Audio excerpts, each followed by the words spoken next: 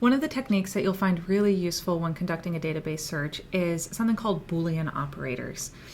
The Boolean operators are the words and, or, and not, which change the way words are combined in our search. Here I have a few examples and illustrations of how these work. Here I'm doing a search and I'd like to know about the flu vaccine. So I can use the term influenza or flu. If any of those terms show up, it's probably about right for what I'm looking for. So I start by saying influenza or flu. Either of those terms can appear. The term or is an inclusive or, so it's either or both. And vaccine. So I use the word and before vaccine so that every article that I see needs to use the word vaccine. I put parentheses around influenza or flu because either of those can show up, and then I use and vaccine, so that one is now also included. So here on the left-hand side, you can see that I'm finding all of the articles that overlap between vaccine and influenza and vaccine and flu. The next example here is one where I changed things up. So I want to see flu or vaccine and influenza. Now this means that I'm fine with articles that are about influenza and vaccine, but I'm also interested in articles that just use the word flu in general. So you can see I get a really different set of results. I'm going to find a lot of articles that are about the flu, have nothing to do with vaccines. And finally, I have an example here that got a little fancy. I'm looking for vaccine and influenza, or influenza and flu, or vaccine and flu.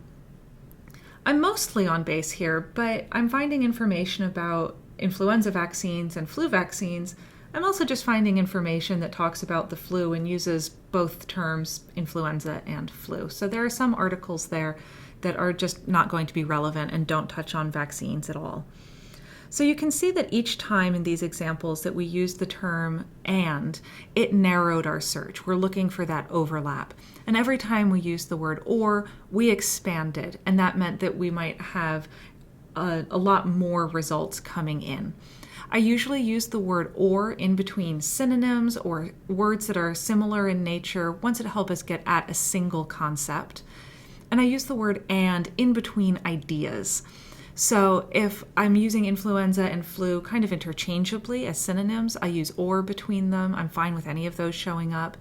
And I use and in between those concepts so that I want to have both concepts of the illness and the vaccination showing up in every single one of my search results.